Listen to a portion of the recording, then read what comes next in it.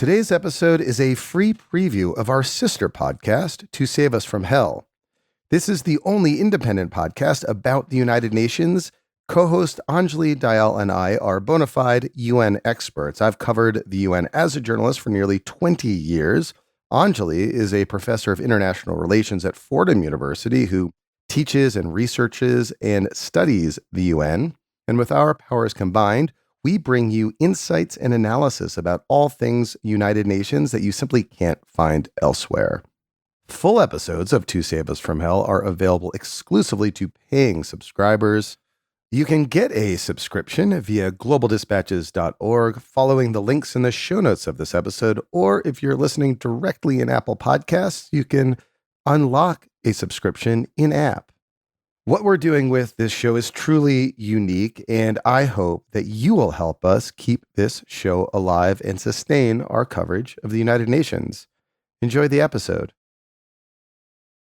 Can these two things coexist side by side? Can you have a United States that does not profess even to care about those liberal values, living in an international system side by side with a United Nations that is built upon those liberal values?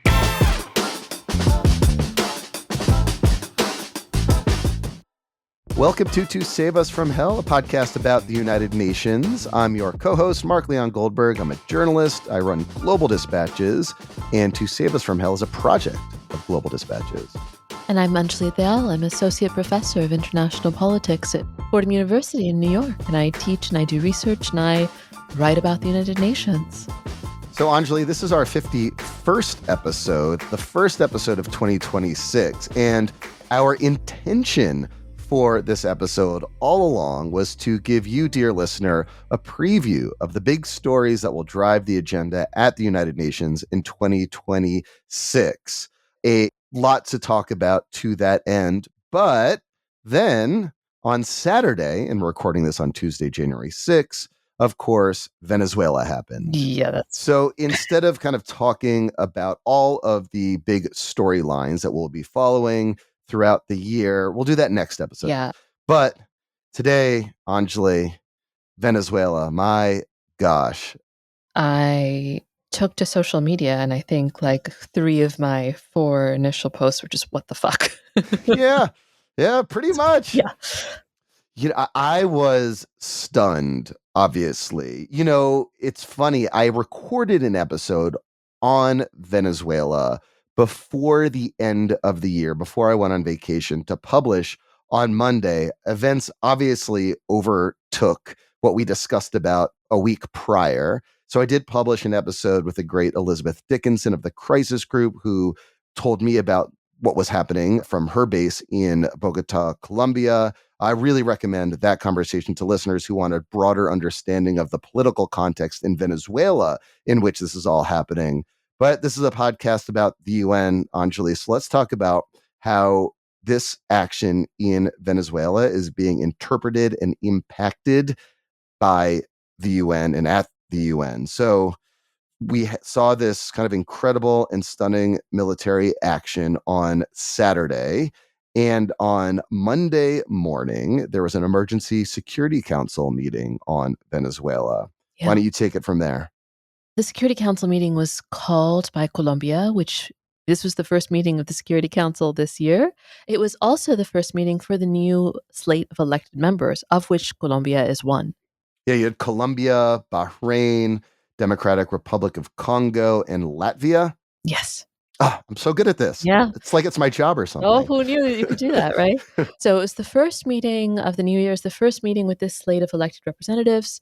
And Colombia called the meeting, which is notable for a couple of different reasons. The first is, of course, that Colombia, after this initial evening of, I don't know about you because I'm on East Coast time, but like it was a Friday night. I happened to see my phone when the bombing started. And it was like 2 a.m. and I went to bed. And then I got up to a BBC News alert that I thought I must have read it wrong because the alert was that Nicolás Maduro had been captured and was coming to New York. And then, of course, we were all treated to a rambling and shocking press conference, where in the sort of like course of discussion, we learned that Donald Trump's plan, at least, is for the US to essentially rule over Venezuela. He's got a dozen different viziers around him. All of them offer a different reason for the invasion of Venezuela, right? So there's no concrete answer, but his is essentially to exercise control over Venezuela, to take its oil. That's what he keeps saying. And also, in the course of that press conference, he explicitly threatened the governments of Colombia, Cuba, and Iran. Yeah, he said regarding Gustavo Petro, the president of Colombia, he should watch his ass. Yeah. And so it was particularly notable in that context that Colombia called for the Security Council meeting under threats to international peace and security. The other note, of course, is that for a couple of years running now, Venezuela has been the largest migration crisis in the world. And of course, as its next door neighbor, Colombia is not just explicitly threatened by the Trump administration now, but also stands to experience the downstream consequences of any U.S. military action, any sustained U.S. military action in Venezuela, and any resulting instability. There have been huge outflows from Venezuela to Colombia over the years. And, Colombia is guarding itself against and preparing for a major refugee crisis from people fleeing Venezuela in the coming days and weeks. Yeah, and so from a couple of different directions, Colombia is deeply implicated in this crisis and in the US actions against Venezuela. And so what followed was a Security Council meeting presided over by Somalia, who is the rotating presidency of the Security Council, that included briefers from a large number of Latin American states, included civil society briefers from Venezuela as selected by the United States. That's critical, right? So, appearing at the invitation of the US, Venezuelan civil society briefer, and sort of completely inexplicably, Jeff Sachs, Yeah. whose expertise does not run to this. Let's just put that straight on the Yeah. table. But he was invited by Russia, and he's like he's a frequent at this point invitee to Security Council briefings by Russia Yeah. when they want a kind of stridently anti-American perspective brought to bear. That's right. So he was one of two briefers, and we got a whole host of statements. It was a session that only lasted the morning. There was no continuation into the afternoon. It was a very substantively heavy, I thought, session. And I Mhm. would say the big sort of broad brush takeaway I had from the session, and I know you wrote a piece on it, and I think we diverged slightly on the sort of specifics, but we both agreed with the sort of takeaway. I think on the balance, only Argentina and the United Kingdom pulled their punch on the US's action. And Hmm. I thought the usual cast of member states we would expect to pull their punches in describing the Maduro government pulled their punches. But most states around the table raised both the repressive nature of the Maduro regime to Venezuelans and the grave threat of US actions. The breach Mhm. of the UN Charter is unambiguous. And I thought, we saw particularly strong statements from the Latin American countries around the table, from Denmark and from South Africa. Yeah, and, Denmark is a member of the Security Council. It is also directly threatened is maybe too strong of a word, but it is in Trump's crosshairs over Greenland. And I did think that the Danish representative statements was fairly straightforward and strong as well. Yeah, I mean, I don't know if you saw this already, but actually this evening, again, January 6th, Denmark was explicitly threatened. The argument coming from the White House from both Stephen Mhm. Miller and Caroline Levitt is that the US is interested in acquiring Greenland by force if necessary. Well, there you go. So, like I said, Greenland is explicitly threatened by the Trump administration's imperial ambitions. Yeah. So, it's interesting. So, I watched this council meeting as well. And to me, in my mind, I was comparing it to the council meetings that followed shortly after Russia's invasion of Ukraine 4 years ago. And at least in my mind, the remarks, particularly, let's say, by the African countries and by countries in the broader global south, were seemingly, at least to me, far less strident on Monday against America's flagrant violation of the UN Charter compared to Russia's flagrant violation of the UN Charter. There was a little, at least to me, from those middle countries, a little more, not equivocating so much, but as pulling a few punches, where you didn't see those punches necessarily being pulled in the wake of Russia's invasion of Ukraine. This is a subjective, I think, analysis. You could disagree. Well, I mean, I think one thing that's notable is first that there weren't as many African countries around the table in this particular arrangement. I don't mean in concrete numbers. I mean the number of invited Latin American states far outweighed the number of elected African members Yeah. on the Security Council. So we might say, for instance, that one place we might look for sort of a distinction between those meetings is that sometimes you end up with 80, 81 member states signing up to speak at a particular session. That's not what happened here. Mm-hmm. I don't know whether that's because the time was comparatively short. Yeah. I don't know how much of an opportunity, when the window closed, or, what kind of coordination there would have to be with national capitals in order for there to be a concrete statement from other member states. But what we saw instead was a lot of Latin American countries joining the sort of elected and permanent members around Mm-hmm. the Security Council.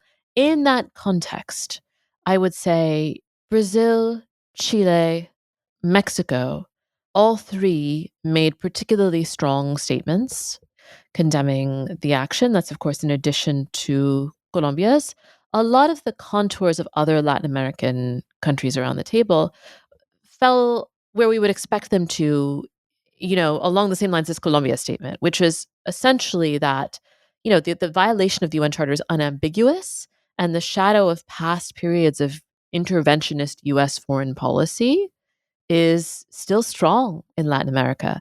And I wonder to what extent that's not sort of the critical difference.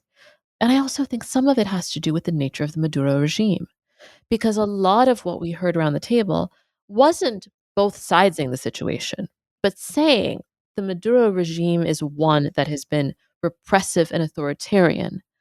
But this is not the way for regime change to happen. Yeah.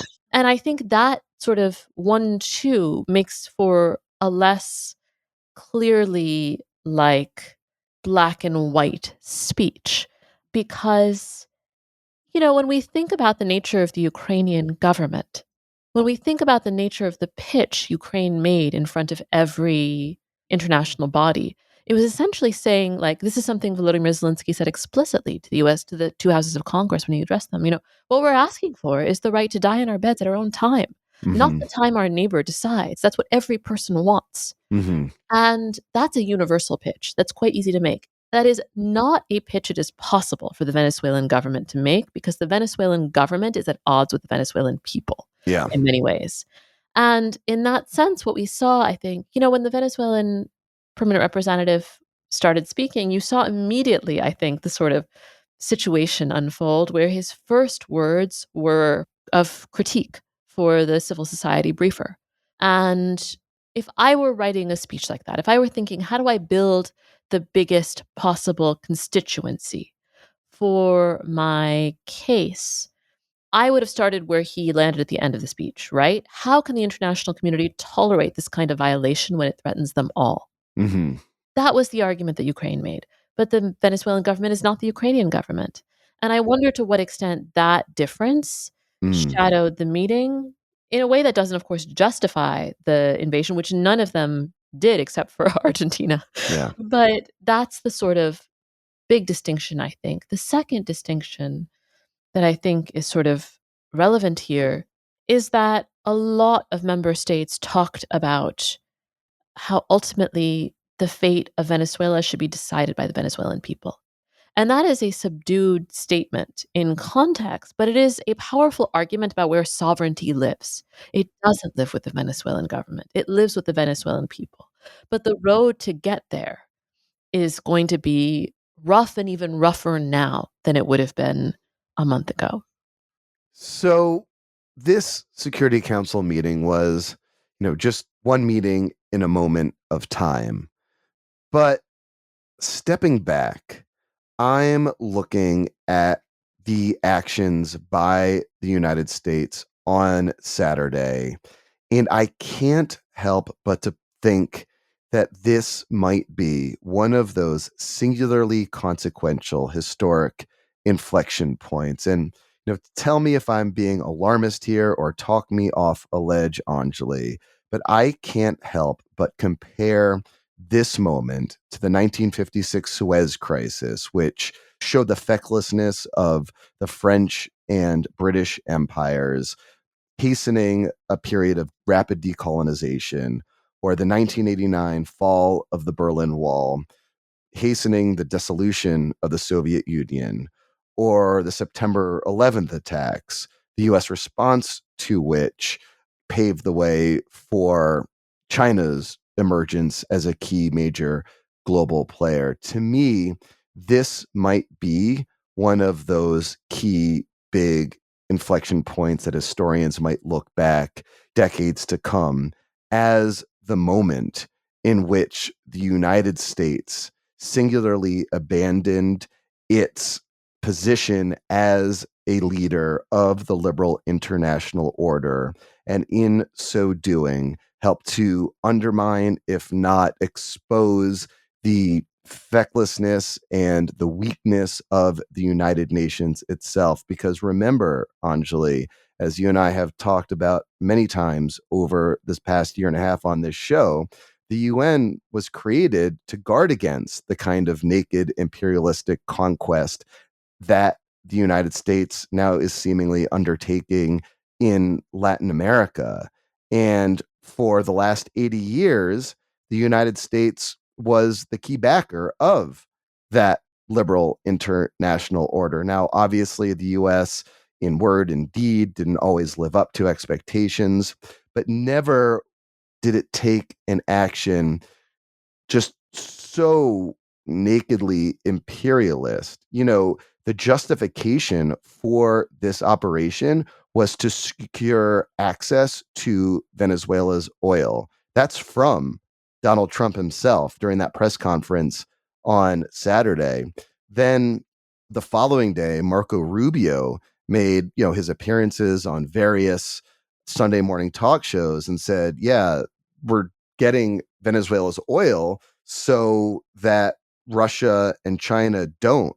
This is like our part of the world after all. And then, as if to hammer the point home, on the Monday, while this Security Council meeting was unfolding, the State Department posted on Twitter a giant picture of Donald Trump standing at a lectern with the words, "This is our hemisphere."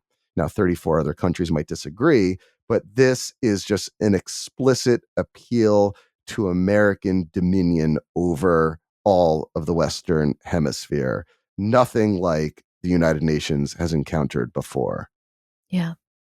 I don't think you're overreacting, but I Thanks. do I do wanna back up and sort of think through the context and the reasons that this, particular moment feels notable. One of the things we're seeing is not necessarily the fecklessness of the order, but the inherent contradiction of it. Because the UN Charter does two really important things that order the post 1945 world. The first is that it outlaws aggressive warfare as a tool for remaking international order.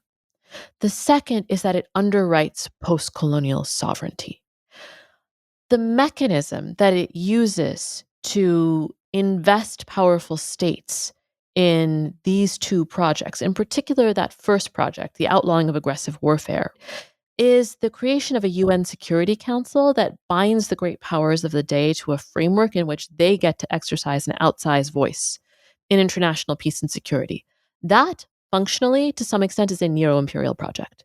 In that sense, by giving these five imperial powers an outsized voice in international peace and security, it reestablishes, to some extent, a concert by which the powerful get to determine what does and doesn't constitute a threat to international peace and security, to shelter their clients, and to exercise influence in their spheres. The second project, right, that it underwrites a post-colonial statehood is one that's sort of not really well foreseen by the victors of World War II, but is deeply foreseen by other framers of the UN institution, other key initial members of the project to frame the United Nations, not all of whom were the powerful five at the end of the day, right? The sort of most fascinating book I think about this is Dom Getachu's World Making After Empire, which essentially looks at how the General Assembly becomes an anti-colonial tool in ways that the framers of the UN could never have imagined. That big, soaring preamble to the United Nations Charter, We the Peoples of the United Nations, in order to save succeeding generations from the scourge of war, is written by Jan Smuts. Jan Smuts? Jan, how do you say that? Schmutz is Yiddish for like garbage and Well, yeah, so little he was dirt the here. architect of the apartheid regime in South There you Africa, go. right? Like, Yeah. he was not a good person. Schmutzy, we Um, would say. that's right, Yeah. schmutzy. So, that contradiction has always been there in the UN system. What papers over it is at least a nominal fealty to liberal values, at least a nominal fealty to the idea that we live in a world of individual rights, that we should live in a world where the UN system is not just one of imperial powers deciding over their spheres of influence, but a post-imperial project in which every state is co-sovereign and has an equal voice over what happens within their territories. Mm-hmm. But what we're seeing now is a government that does not believe it has to pay even lip service to the idea of equal. That was a free preview of our full episode. To unlock the episode, please go to globaldispatches.org and purchase a subscription.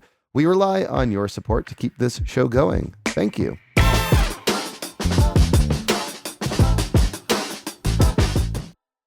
Thank you for listening to Save Us From Hell. The show is co-hosted by me, Mark Leon Goldberg, and Anjali Dayal. It is edited and mixed by Levi Sharp. Our cover art is by Sarah D. Michelle. If you've not already done so, please subscribe to our show via Substack at globaldispatches.org. We are sustaining this show by selling subscriptions to it via Substack. You can get a discounted subscription by going to globaldispatches.org/save us. You can follow the link in the show notes as well.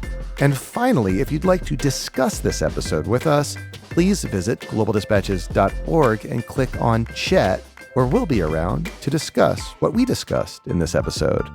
Thanks, and be sure to tell friends and colleagues about To Save Us From Hell, a new podcast about the United Nations.